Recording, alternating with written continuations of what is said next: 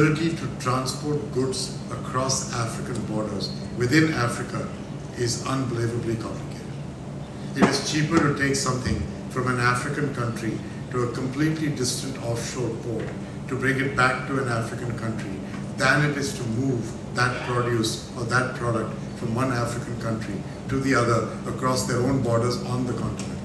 That has everything to do with logistics, but also to do with the simplicity of documentation across borders, the provision of guarantees, and the provision of settlement of sovereign disputes, of disputes with sovereigns.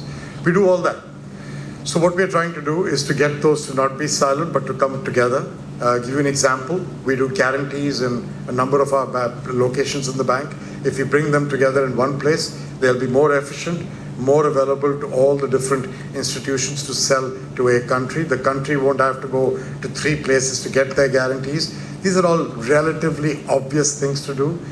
They're not easy. They're part of deep cultural change in an institution that has a proud history and done an amazing job over the last 78 years. So this is not about that. This is about making it future fit for the next 40 to 50 years. So, livable planet in addition to eradicating poverty, and the idea of being inclusive of women and young people as in particular is important, along with all the other things I talked about of what livable planet means. Now, the last part there is to do with the bank and the way the bank works itself. And a great deal of work has gone into the capital adequacy of the bank. Even before I joined in the spring meetings, the bank was able to move its loan to equity ratio, and that generates $40+ billion of additional lending capacity over the coming decade. Being careful about investing money from both sides, both points of view, is kind of important.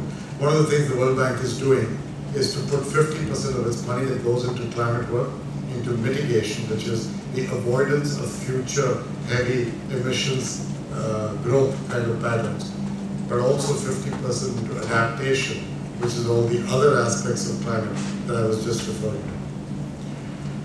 The third thing that I kind of came across was therefore a desire for the global south to feel that their voices will be heard in the manner in which development and putting money into their countries was being addressed. And it includes everything from the challenges with the debt situation that a number of countries are in, but it also includes how to prioritize and work in their countries. So that gets to the mission of the bank.